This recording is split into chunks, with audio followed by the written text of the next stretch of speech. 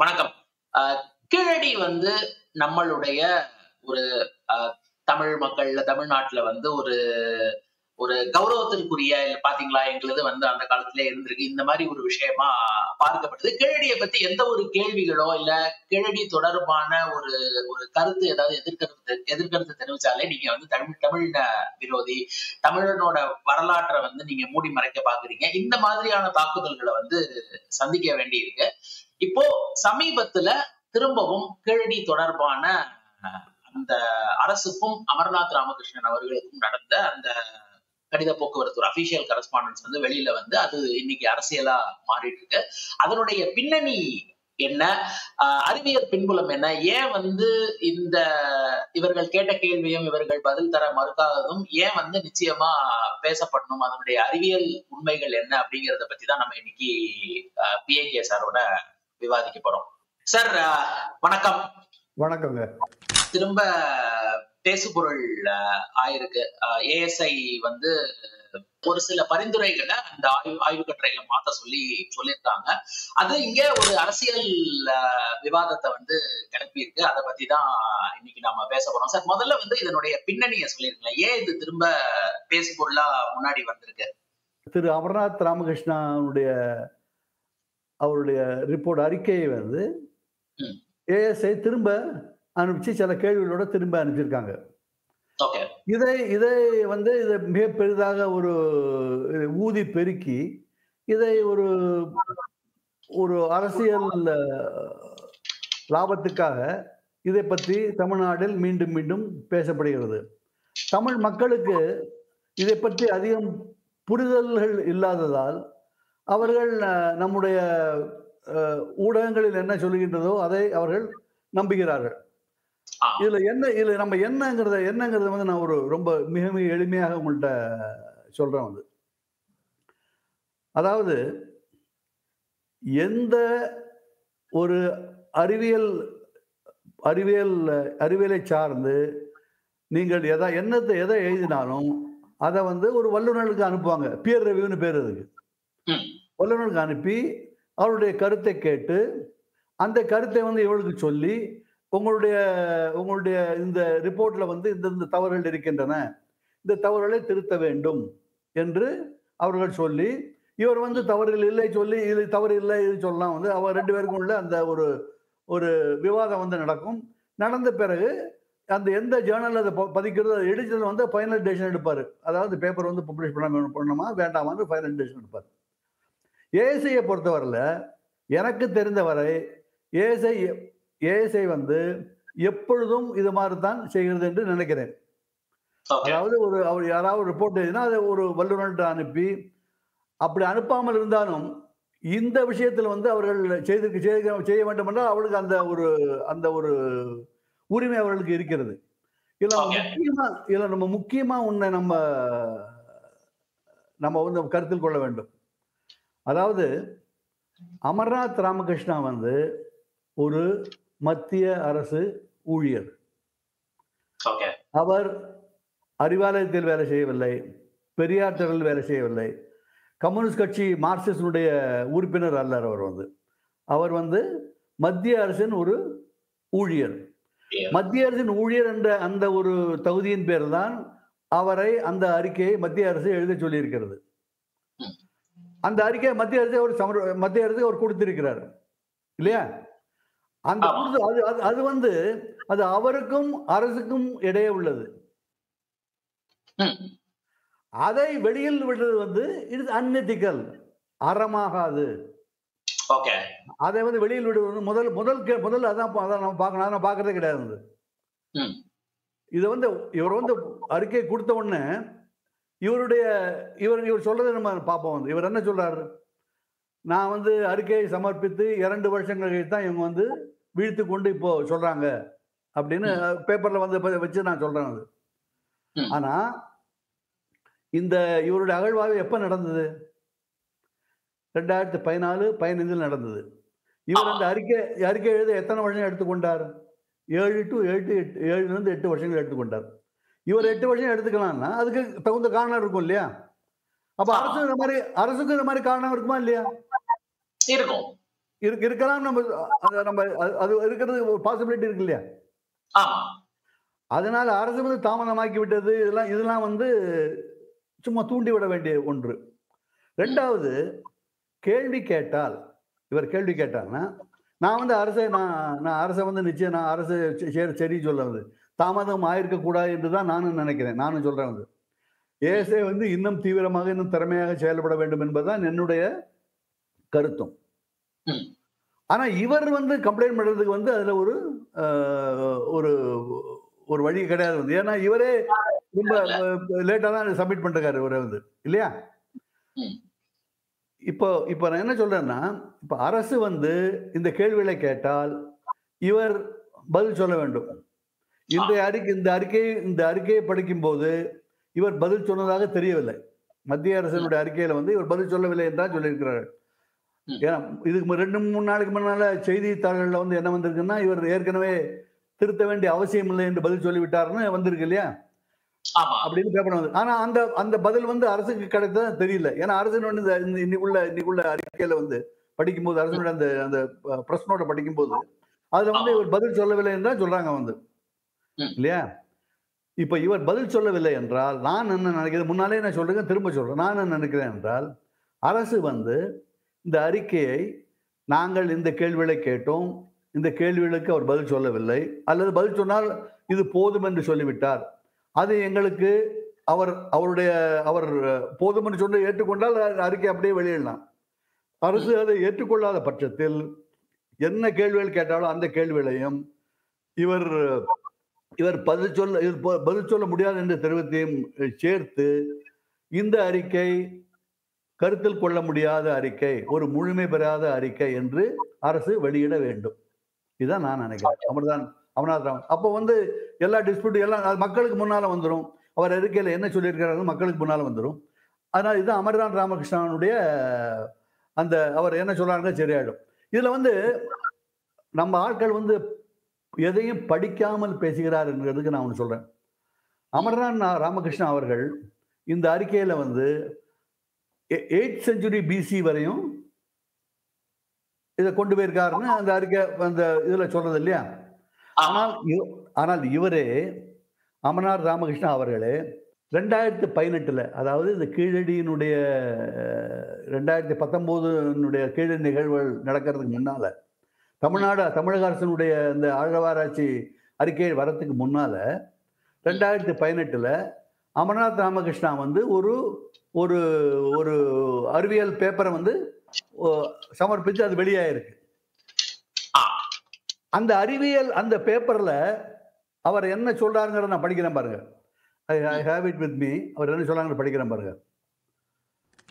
The broad classification of the cultural period at Kiladi is as follows.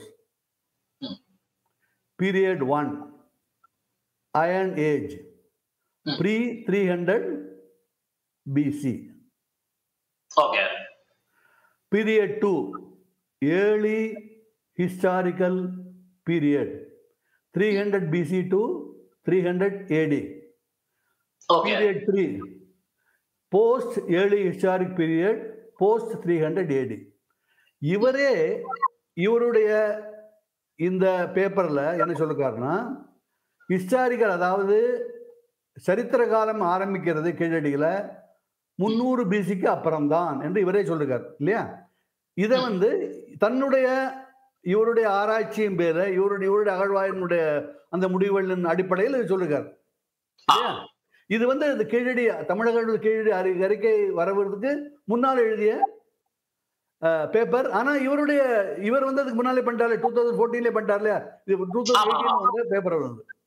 So இவருக்கு வந்து இவரே இப்படி சொல்லியிருக்கும் போது இப்பொழுது இதை மாத்தி இவர் எழுதினாக அரசு வந்து இவரை கேள்வி கேட்க அரசுக்கு அந்த உரிமை இருக்கிறதா இல்லையா?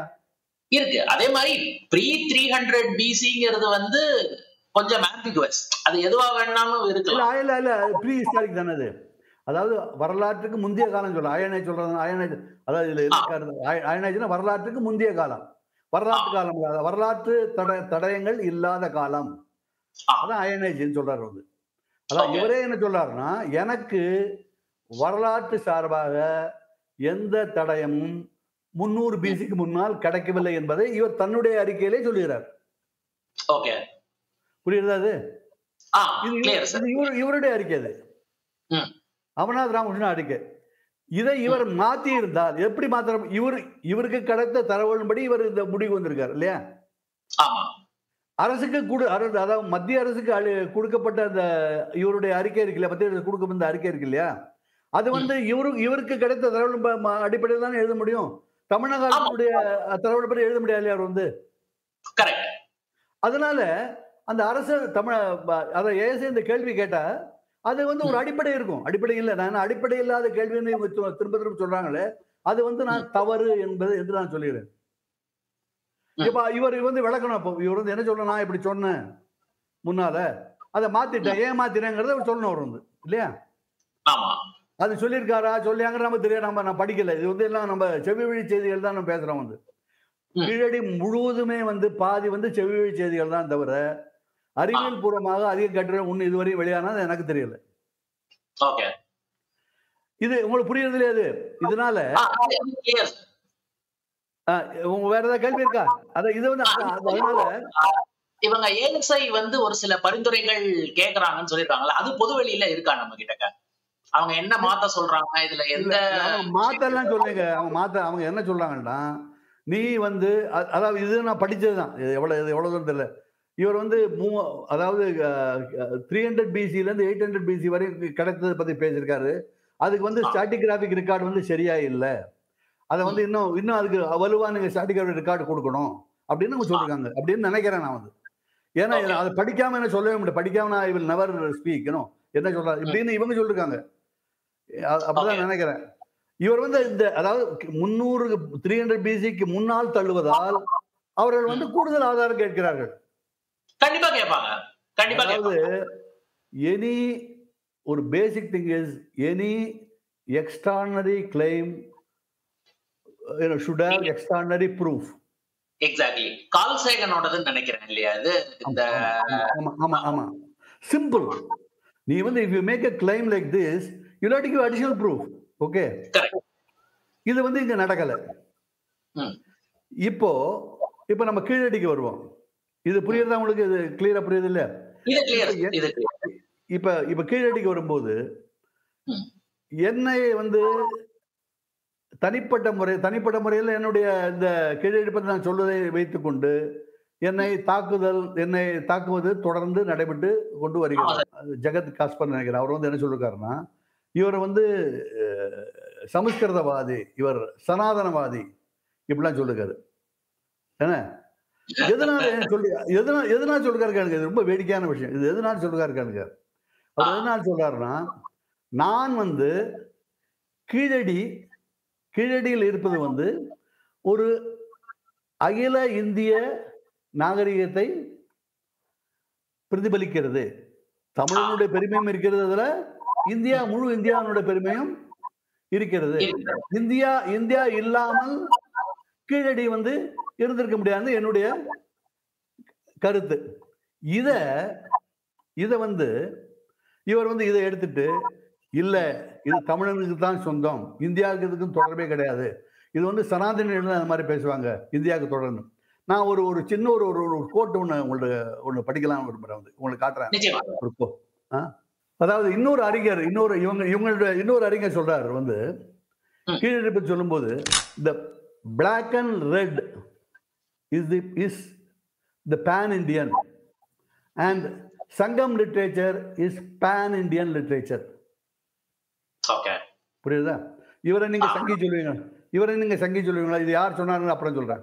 இந்த ஸ்டேட்மெண்ட் சொன்னா, இந்த ஸ்டேட்மெண்ட் யார் சொல்லுக்காருன்னா, திரு பாலகிருஷ்ணன் அவர்கள் அவருடைய புஸ்தகத்தில் எழுதியிருக்கிறார்.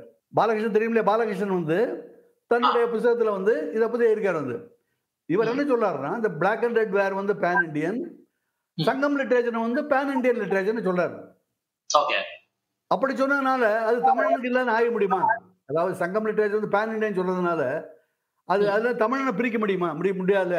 இப்ப நான் வந்து சனாதனினா இவரும் சனாதனி தான் போல. இவர் வந்து என்னை விட மிக மிக மிக தெளிவாக மிக தீவிரமாக சொல்லுகிறார் வந்தவர். இல்லையா? இவர் வந்து இவங்க தரப்புலாம் இருக்காரு வந்து இவங்க தரப்புல சொல்றேன் வந்து. அதனால இந்த மாதிரி என்ன வாய்க்கு வந்தபடி நீங்க என்ன வேணா பேசலாம். ஆனால் உண்மைன்னு வரும்போது உண்மை வந்து உண்மைக்கு முன்னால இதெல்லாம் காணாம போயிடும். உண்மைக்கு முன்னால நிச்சயம் வந்து நிக்கவே நிக்காது. இது இவரே இது சொல்றது வந்து. நம்ம என்ன சொல்லணும், இவங்க திரும்ப திரும்ப அதாவது நான் அத திரும்ப என்ன சொல்ல விரும்புறேன்னா, கீழடியை பத்தி நமக்கு ஒரு புரிதலே கிடையாது. நம்ம ஆட்களுக்கு வந்து எல்லாம் ஒரு நெபுலஸா தான் நமக்கு எல்லாம் இருக்கு. இல்லையா? அத நான் சொல்றதுக்கு முன்னால தமிழனுடைய தனித்துவம், தமிழனுடைய ஒரு பெருமை இருக்கு பாருங்க. அத வந்து நாம குறைத்து நம்ம அளவிடவே முடியாது. உதாரணத்துக்கு தமிழ் இலக்கியத்தினுடைய சங்க இலக்கியம் மாதிரி உலகத்துல மிக அரிதாக தான் இலக்கிய படைப்புகள் இருக்கின்றன. இந்தியாவை பொறுத்தவரை மணிமேகலையும் சிலப்பதிகாரத்தையும் மாதிரி ஒரு காவியத்தை நம்மளால பார்க்க முடியாது. தமிழ் இலக்கணம் இருக்கு பாருங்க. அதாவது தொல்காப்பியர்ல இருந்து ஆரம்பிச்சு நன்னூல், வீர சோழியம் வரிசையா வந்துட்டு இருக்கு இல்லையா? அந்த ஒரு இலக்கண அந்த ஒரு கட்டமைப்பு இருக்கு. அது வேற எந்த மொழிக்கும் சமஸ்கிருதத்தை தவிர வேற எந்த மொழிக்கும் இந்தியாவில் கிடையாது. கம்பனை விட ஒரு பெரிய ஒரு கவிஞன் வந்து தமிழ்ல வர முடியுமா? ஆழ்வார்கள், அதாவது நம்மாழ்வாரை போலவோ மாணிக்க வாசகரை போலவோ பக்தி இலக்கியத்தினுடைய ஒரு உச்சகட்டத்தை யாரா இருக்க முடியாது. ஆனா தமிழுக்கு வந்து பெருமைகள் பல இருக்கின்றன. இதுதான் பெருமையை தவிர இல்லாததை கொண்டு வந்து இது பெருமை சொல்றது வந்து அது தமிழுக்கு இழுக்கத்தான் சேர்க்குமே தவிர பெருமையை சேர்க்காதுன்னா என்னுடைய தாழ்மையான கருத்து. இப்ப நான் என்ன சொல்றேன்னா, இவர்கள் கீழடியை பத்தி இவங்க என்ன சொல்றாங்க? ஒன்று கீழடி வந்து என்ன சொல்றாங்க, வரிசையா நான் ஒவ்வொன்றா சொல்லிட்டு வரேன். ஏன்னா ஜனங்களுக்கு வந்து இந்த காபப்ஸ் இருக்கு இல்லையா, அதாவது உள்ள அந்த பின்னிருக்க ஒரு வலை பின்னிருக்கு இல்லையா, அந்த வலையெல்லாம் வெளியில போகணும். அந்த வலையெல்லாம் வெளியில போகணும். அதுக்கு இவர் கீழடி பத்தி என்ன சொல்றாங்கன்னா, கீழடி வந்து சங்ககால நகர நதி நாகரிகங்கிறாங்க இல்லையா? அப்படிதானே அவங்க தலைப்பே, அவருடைய புத்தக தலைப்பே அதான் நினைக்கிறேன் இல்லையா? சங்க காலத்தை சேர்ந்தது ஒரு நதி நாகரிகம், ஒரு நகர நாகரிகம் இல்லையா? இதுல சங்க காலங்கிறது கீழே காலத்தை என்ன சொல்றாங்க? கீழே காலம் வந்து 2600 BC சொல்றாங்க இல்லையா? மூன்றாம் நூற்றாண்டு சொல்ல, அதாவது 3ஆம் நூற்றாண்டு இவர் சொல்றாரு. நம்ம தமிழகத்தினுடைய அறிக்கை வந்து என்ன சொல்றதுன்னா, அந்த கார்பன் அந்த தகராறு இல்லையா, அந்த கார்பன் பிட் எடுத்துட்டு அதுக்கு வந்து பானைக்கு கொடுத்துட்டு என்ன சொல்றாங்க, 2600 சேர்ந்தது சங்க காலத்தினுடைய சொல்றாங்க இல்லையா? இல்லையா? நீங்க இப்படி நீ சொல்லும்போது சங்க காலம் என்றால் என்ன? இவங்க சங்க காலத்து நகரம் சொல்றாங்க, சங்க காலத்துல வந்து கீழடி இருந்து சொல்றாங்க இல்லையா? மதுரையில வந்து சங்க காலம் இருந்து சொல்றாங்க இல்லையா? நம் மதுரையில வந்து மதுரை நகரம் வந்து சங்க காலத்தில் மிக பெருமையாக இருந்தது என்பதற்கு ஆதாரம் வந்து மதுரை காஞ்சி. மதுரை காஞ்சிங்கிற அந்த புத்தகம் இல்லையா? மதுரை காஞ்சி வந்து என்ன சொல்றதுன்ற நம்ம பார்க்கணுமா வேண்டாமா? மதுரை காஞ்சி எழுதப்பட்டது வந்து கிபி 4ஆம் நூற்றாண்டு இல்லையா?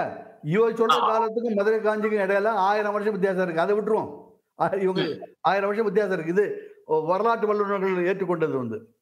மதுரை காஞ்சி வந்து என்ன சொல்றதுன்னு பார்க்க வேண்டாமா?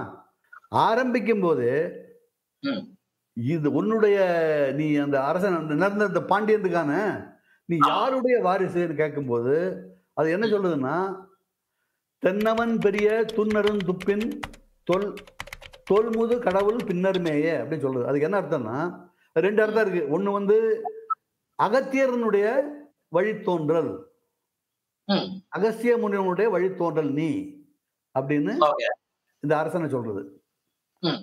இன்னொரு செட் ஆஃப் பீப்புள் என்ன சொல்றாங்கன்னா, இது அகஸ்தியரை சொல்லல, தென்னவன்கிறது வந்து இது வந்து தென்னாடுடைய சிவனையை போட்டுன்னு சிவபெருமானையே சொல்றது அப்படின்னு இன்னொரு செட்டு சொல்றாங்க வந்து. தெரியுதா? இது 2 இருந்தாலும் சிவபெருமானும் சரி அகத்தியரும் சரி, இது 2ம் வந்து இந்தியாவுக்கு பொதுமையான ஆட்கள் 2 பேரும் வந்து இல்லையா? அது ஒண்ணு. 2வது இவங்க இந்த மதுரை காஞ்சி சொல்லக்கூடிய நகரம் வந்து என்ன நகரம்னா, இவன் பல இடங்கள்ல போர் தொடுக்கிறான். தமிழ்நாடு பூரா நகரம் இருந்திருக்கு அந்த காலத்துல. பல நகரங்களை அழிக்கிறான் இவன் வந்து. பரதவர்களுக்கு எதிராக போர் தொடுக்கிறான். அப்புறம் பல நகரங்களை அழித்து அதை தரைமட்டமா ஆக்கிறான். இதெல்லாம் பாடல்ல வருது. இதை விட்டுட்டு மதுரை நகரிலே என்ன சொல்றாங்கன்னா, மதுரை நகர்ல வந்து பௌத்த பள்ளி இருக்கு, சமண பள்ளி இருக்கு, அப்புறம் முக்கியமாக சிறந்த வேதம் விளங்க பாடி வேதத்தை ஓதும் அந்தணர் பள்ளிகளும் இருக்கின்றன. அதாவது குகையில் குறைந்த அந்தணர் பள்ளிகளும் இருக்கின்றன. மதுரை காஞ்சி வந்து தெளிவாக சொல்லுகிறது. இப்போது இது வந்து இது சொல்லும்போது இது தமிழன் வந்து வேதத்தை இல்லைன்னு சொல்ல முடியுமா? இப்ப இவங்க தமிழர் நாகரிகம் சொல்றாங்கல்ல, தமிழர் நாகரிகம் நீ சங்க இலக்கியம் இருக்கும்போது சங்க இலக்கியமே சொல்றது. இங்க இருந்து வேதம் பாடினான்னு சங்க இலக்கியமே சொல்லும் போது இது குறிப்பு இருக்கு. வேதம் ஏற்கனவே இருந்ததுக்கு ஏற்கனவே பணம்பாளர் இன்னொருத்தருக்கு அது தொல்காப்பியர் பேரு. அது வேற விஷயம். அது வேற அது ஆமா ஐத்திரம் நிறைந்த தொல்காப்பியனேன்னு வருது வந்து அவரை வந்து ஆமா அவர் அதங்கோட்ட ஆசான பத்தி சொல்லும் போது வருது இல்லையா, அவர் வேதத்தில் பெரிய ஸ்காலர் வருது. அது விட்டுருவோம். அது தொல்காப்பியம் வந்து இதுக்கு இவர் மதுரை காஞ்சி எடுத்துப்போம். மதுரை நகரை குறித்து அந்த மதுரை காஞ்சி எடுத்துக்கும் போது இப்பொழுது இவர் அந்த மதுரை காஞ்சி காட்டும் நகர நாகரிகம் என்றால் என்ன, அந்த நகர நாகரிகத்துக்கும் இவர்கள் சொல்லக்கூடிய நகரத்துக்கும் என்ன ஏதாவது கீழே ஏதாவது கிடைத்திருக்கிறதா? அப்படிதான் நம்ம பார்க்கணும் இல்லையா? நீ மதுரை காஞ்சி சங்க இலக்கியத்துல மதுரை காஞ்சி இருக்கு. அந்த நீ வந்து சங்க இலக்கியத்தினுடைய தடயம் கிடைச்சதுன்னா நீ சொல்ற இல்லையா? அதுக்கு வந்து என்ன ஆதாரம் இருக்குன்றத பார்க்கணும் நம்ம. ஆமா, சங்க இலக்கியம் ஒரு நகரம் எப்படி இருக்கும்னு சொல்லுதோ அந்த கூறுகள் வந்து கீழடியிலையும் இருக்கான்னு பார்க்கணும் இல்லையா? அதான் பார்க்கணும் இல்லையா? நான் ஒண்ணு சொல்றது அது பார்க்கணும். இப்ப கீழடி இப்போ இந்த ஒரு இது நீங்க மனசுல வச்சுங்க. இப்போ 3 காலகட்டம், அதாவது அந்த புத்தகம், அதாவது தமிழக அரசு வெளியிட்ட அந்த புத்தகம் சொல்லுறத நான் படிக்கிறேன் வந்து, வெளியிலிருந்து படிக்கல. என்ன அதான் என்ன சொல்றாங்கன்னா, கீழடியின் முதல் பண்பாட்டு காலம் வந்து கிமு 6ஆம் நூற்றாண்டு முதல் கிமு 3ஆம் நூற்றாண்டு வரை என அறிவியல் அடிப்படையில் நிறுவப்பட்டுள்ளதுன்னு சொல்றாங்க வந்து இல்லையா? இதே வந்து அமர்நாத் ராமகிருஷ்ணா வந்து 8ஆம் நூற்றாண்டு வரை கொண்டு போயிட்டார். அது வேற விஷயம், அது விட்டுருவோம் வந்து. கிமு 8ஆம் நூற்றாண்டு வரை கொண்டு போயிட்டார். 2வது பண்பாட்டு காலம் கிமு 3ஆம் நூற்றாண்டிலிருந்து கிபி 4-5ஆம் நூற்றாண்டை சேர்ந்ததாகும். 3வது பண்பாட்டு காலம் கிமு 4-5 நூற்றாண்டில் தொடங்கி கிபி 11ஆம் நூற்றாண்டு வரை சார்ந்ததாக உள்ளதுன்னு சொல்றாங்க வந்து. இப்போ இவர் சொல்ற இந்த சங்ககாலம் சொல்றாங்கல்ல, அதாவது முதல் கட்டம், அதாவது கிமு 6ஆவதுல இருந்து 3ஆவது வரை தள்ளி சங்ககாலத்தை கொண்டு போறாங்க இல்லையா அவங்க வந்து. அந்த காலகட்டத்துல இவங்களுக்கு என்ன கிடைச்சிருக்குன்னு பாருங்க. இந்த காலகட்டத்தில் தேர்த்தியான கருப்பு சிவப்பு பானை ஓடுகள், சிவப்பு நிற பானை ஓடுகள், கருப்பு நிற பானை ஓடுகள் மற்றும் பளபளப்பான சிவப்பு நிற பானை ஓடுகள் கிடைத்துள்ளன. இக்காலகட்டத்தில் கட்டுமான செயல்பாடுகள் இருந்ததாக சில செங்கல் கட்டுமானத்தின் எச்சங்கள், அதுவுமே அது I don't agree with but எடுத்துமா கிடைத்துள்ளன. ஒரே கிணறு ஆகியவை கிடைத்துள்ளன. இவ்வளவுதான் கிடைச்சிருக்கு. இது தமிழக அரசினுடைய அறிக்கையில இருக்குது வந்து. இப்படி இருக்கும்போது இதை வச்சுட்டு இதை பெரிய நகரம் சொல்ல முடியுமா இந்த காலகட்டத்தில்? தமிழகத்தில் அந்த முதல் காலகட்டத்தில் நகர நாகரிகம் இருந்தது என்பதை இந்த ஆதாரத்தை வச்சு சொல்ல முடியுமா? இவங்க ஆதாரம் தான் முடியுமா? முடியாது. நீங்க ஒரு சாதாரண என்ன கூட தானே கேட்பீங்க இல்லையா? நீ வந்து கீழடி தாய்மடினா தாய்மடி எப்ப எந்த வருஷம் வந்தது? 6ஆம் நூற்றாண்டு இருந்தா 3ஆம் நூற்றாண்டு இருந்தா கேட்கலாம் மாட்டாங்களா? இதுதான். இதனாலதான் இவங்க வந்து என்ன பண்றாங்கன்னா, கீழடி கிடைச்சது எல்லாமே வந்து அதாவது 2600 ஆண்டுகளுக்கு முன்னால் கிடைத்தவை என்ற ஒரு பிம்பத்தை இவர்கள் ஏற்படுத்துகிறார்கள். But that is not scientifically true. இல்ல, that is not true at இவங்களே சொல்லு, that is not true at all. Keezhadi அதாவது இவங்க வந்து என்ன பண்றாங்கன்னா, இவங்க அதாவது அறிவியல் பூர்வமாக ஒரு இவங்க இது அணு இருக்க வேண்டும் என்றால் இவங்க என்ன செய்யணும்னா, கீழடியில் எந்தெந்த மண் அடுக்கில் கிடைத்தன இவங்க கிடைச்ச இவங்களுக்கு சூது போலம் கிடைச்சிருக்கு, ஓடுகள் கிடைச்சிருக்கு, எல்லாம் கிடைச்சிருக்கு இல்லையா? இதெல்லாம் வந்து எந்தெந்த காலகட்டத்தில் கிடைத்தன, அதுக்கு என்ன ஆதாரம்? 6ஆம் நூற்றாண்டுங்கிறது நான் அந்த கொஸ்டின் இன்னும் அந்த கரித்துண்டுடைய காலத்தை வந்து நான் கொஸ்டின் பண்ணிருக்கேன் இல்லையா, முன்னாலே கொஸ்டின் அந்த என்னுடைய கொஸ்டினே அதை லீவ் தட் அப்பார்ட். அப்படியே இருந்தாலுமே வந்து இவங்களுக்கு என்ன கிடைச்சிருக்கு, பானை ஓடுகளை தவிர அந்த காலகட்டத்தில் இது நகர நாகரிகமாக இருந்தது என்பதற்கு என்ன ஆதாரம் கிடைத்தது, என்ன ஆதாரம் இருக்கிறது? இந்த கேள்வி கேட்கணுமா இல்லையா? Nobody every one is talking. என்ன சொல்றாங்கன்னா, இது அவங்களோட வணிகம் இருந்தது, சூது பவனம் கிடைத்திருக்கு, வடநாட்டுக்காரனோட வணிகம் இருந்தது. அது எந்த காலகட்டத்தில் எந்த அடுக்கல கிடைச்சது வந்து அதுக்கு அதனுடைய ஆதாரம் அதை கேட்கணும் இல்லையா? அதாவது யாருமே வந்து தமிழகத்தினுடைய நகரங்கள் வந்து பொது நூற்றாண்டினுடைய 2வது 3 ஆண்டுகளுக்கு பின்னால வந்து அது அது அது வலுவடைய தொடர்ந்தன. அது நிறைய நிறைய நகரங்கள் தமிழகத்தில் தோன்றின என்பதை யாரும் மறுக்கவில்லை இல்ல. பூம்புகார் இருந்திருக்கு, மதுரை நகரம் வந்திருக்கு இல்லையா? அப்படி நகராரியம் இருந்ததுன்னா அந்த காலகட்டத்தில் உள்ள பொருட்களை கொண்டுதான் நகரம் இருந்தது நிறுவ முடியும் இல்லையா? இவங்க வந்து ரொம்ப முக்கியமான ஒரு விஷயம் என்னன்னா, ஒரு தொடர்பான ஒரு செங்கல் கட்டிடம் கூட நமக்கு கிடைக்கலங்க இல்லையா? ஒரு நகரம்னா நகரத்துக்கு வந்து பல விஷயங்கள் இருக்கு. நகரத்துக்கு வந்து அதெல்லாம் ஒண்ணுமே இல்லைங்க. கீழடியில் வந்து ஒண்ணுமே கிடைக்கல. அது கிடைக்காத போது இவங்க வந்து நகர நாகரிகம் என்று சொல்வது வந்து எந்த விதத்தில் சரியா இருக்குன்னு கேட்கணுமா இல்லையா? நம்ம பொலிட்டிக்கல் ஸ்டேட்மெண்ட் அது ஒரு ஃபால்ஸ் டெஸ்டம்பிங்காக அவங்க சொல்லிக்கிறது, இங்க ஒரு நகரம் கிடைச்சிருக்குன்னு சொல்றாங்க. அதனால இந்த கேள்வியை கேட்டதுனாலதான் என் மேல எல்லாரும் பாய்கிறார்கள் இல்லையா? இப்போ ஃபைனலா நான் இப்படி ஒரு क्वेश्चन கேக்குறேன். அப்போ கீழடி மாதிரியான இப்போ ஒரு அகழ்வாய்வு பண்ணிருக்காங்க, அங்க ஒரு சில விஷயங்கள் கிடைச்சிருக்கு. அதனுடைய முக்கியத்துவம் அப்ப உண்மையான முக்கியத்துவம் என்னவா? உண்மையான முக்கியத்துவம் இருக்குங்க. உண்மையான முக்கியத்துவம் வந்து தமிழ்நாட்டு இதுவரையும் அது முன்னாலே நான் பேசியிருக்கேன். அதை பத்தி முன்னால எல்லாம் வந்து புதையிடங்கள் தான் கிடைச்சிருக்கு. கீழடியில மாத்திரம் தான் ஒரு தடயம் கிடைச்சது. அதாவது ஒரு மக்கள் வாழ்ந்த இடங்கள் ஒரு தடயம் வந்து கீழடியில கிடைச்சிருக்கு இல்லையா? அது அதனால முக்கியத்துவம் வாய்ந்ததுதான் அது. இது மாதிரி பல இடங்கள் கிடைக்கணும். நானும் கீழடி வந்து நிச்சயம் தோணும். இது மாதிரி பல இடங்கள்ல தமிழகத்தில் வந்து இது மாதிரி அகழ்வாய்வு நடைபெற வேண்டும் என்று நானும் சொல்றேன். மத்திய அரசு வந்து உதவி செய்ய வேண்டும், மாநில அரசு மத்திய அரசு சேர்ந்து செயலாற்ற வேண்டும் தான் நானும் சொல்றேன். இன்னொன்னு ஒரு சங்க இலக்கியங்கள்ல நம்ம இன்னைக்கு பெருநகரங்களா சொல்லப்படுற இப்ப உறையூரா இருக்கலாம், மதுரையா இருக்கலாம், இல்ல அந்த துறைமுக நகரங்களா இருக்கலாம். அதை தவிரவும் தமிழ்நாட்டுல இந்த மாதிரி இடங்கள்லயும் மக்கள் வாழிடங்கள் இருந்திருக்கு.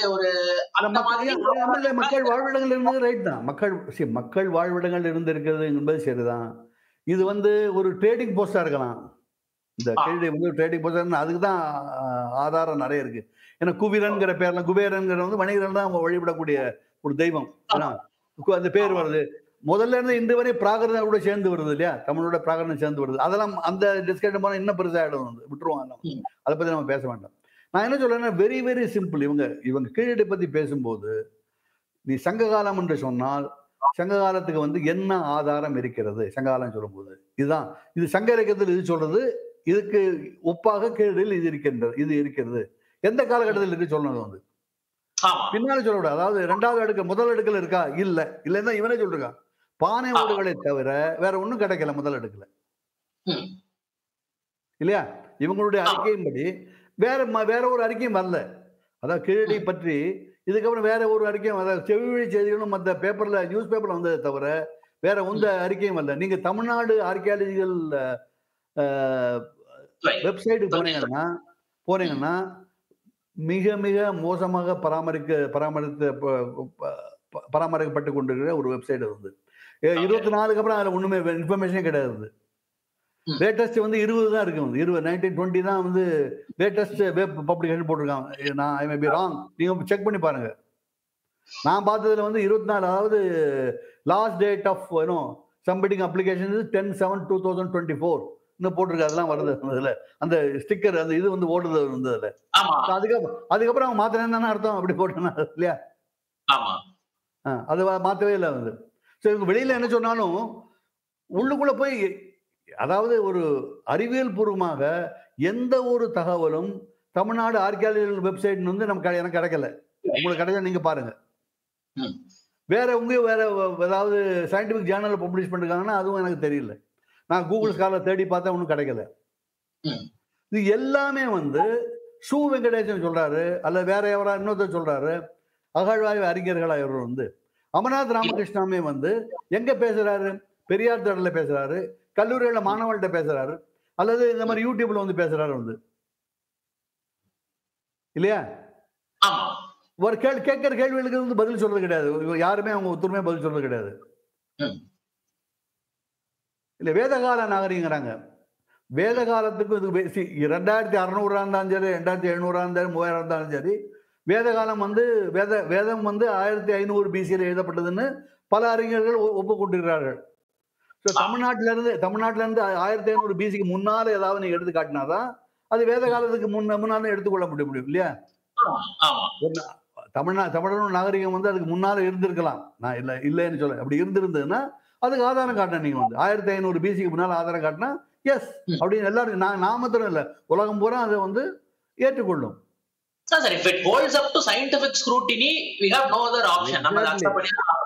எக்ஸாக்ட்லி.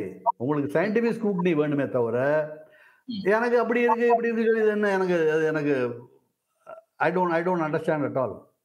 இதை நான் சொன்னதுனால் நான் வந்து ஒரு தமிழுக்கு எதிரியாக தமிழனுக்கு எதிரியாக சித்தரிக்கப்படுகிறேன். அதை பத்தி எனக்கு கவலை இல்லை. In fact I have seen so many things in life.